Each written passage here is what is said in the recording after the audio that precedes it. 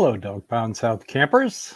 This is the Cleveland Browns Dog Pound South podcast, part of the Fanatical L's Network, part of the Fans First Sports Network. I'm your host, Steve Gill. Yes, I'm back. I'm back because we have to talk about the backup quarterback.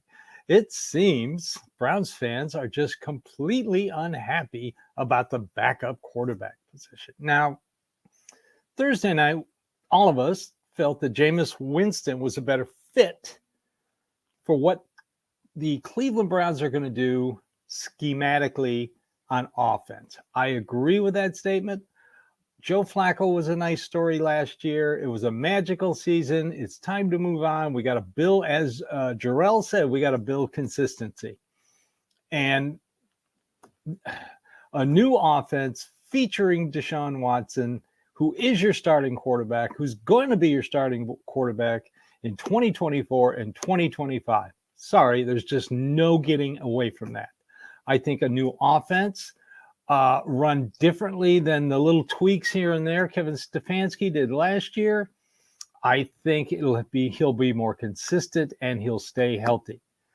So that being said, now we enter into the chat. Hello, Justin Fields has come on in. For some reason, there are Browns fans out there that actually thought the Browns were going to trade for Justin Fields as a backup quarterback. First of all, everybody in the world knew Chicago was going to trade him. 30 other teams besides the Browns and the Steelers didn't feel they needed him. Didn't feel he would be a good fit. Didn't want to waste a draft pick. It was a 6th round pick. It's going to turn into a 4th. Ooh, okay. If he plays 51% of the snaps. I'm sorry. It just wasn't going to happen. And I'll tell you why it wasn't going to happen. Let's go over some Justin Fields stats. First of all, he's 10-38 as a starter. Jacoby Brissett's better than that. 23rd in QBR passing yards and passing yards per game and interception rate. 23rd, 22nd in passer rating. 31st in sack rate. 29 in completion percentage.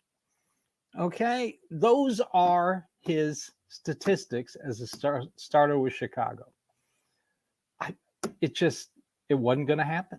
I'm sorry. It just wasn't. I'm going to give you some more stats here after this break and let it mull over in your brain. I know Browns Twitter is upset. We'll be right back. All right. Let's look at everybody right now is saying that their quarterback room is better than the Browns. I don't think so. This is a Band-Aid. Justin Fields is a Band-Aid. He's got a 5th-year option due on March 2nd, $25.6 million. Will he take a deal better to negotiate? If he thinks he's a starter, he won't. And he'll decline the 5th-year option. So he's a 1-year Band-Aid. That's it, 1-year Band-Aid. Both, like I mentioned earlier, he takes a lot of sacks. Let's look at a little statistics. Since 2021, the most sacked quarterback in the NFL was Justin Fields with 135. Number 1. Guess who is second? Russell Wilson with 133. You want to know why they're the most sacked quarterbacks? They hold on to the ball too long. I will give Mason Rudolph credit for one thing. He gets rid of the ball quickly. Didn't take a lot of sacks. That's why they went on that run. They went from Kenny Pickett, who would rather throw the ball out of bounds or try and run, and Mitch Trubisky, who did the same thing. But Mason Rudolph, he could get rid of the ball quickly. The Browns can't seem to beat quarterbacks who get rid of the ball quickly. So this doesn't scare me as far as the Browns are concerned. Like I said, he's going to be a 1-year option. Now, what about the new offensive coordinator, Arthur Smith? Okay. The Browns hired a guy named Mike Vrabel.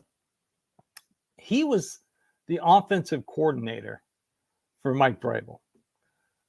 I think Mike Vrabel knows his offense.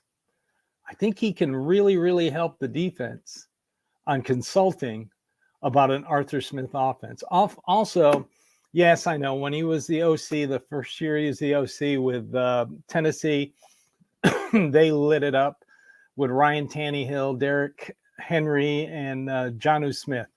Yes, they did. But Ryan Tannehill is a completely different quarterback than Russell Wilson and Justin Fields.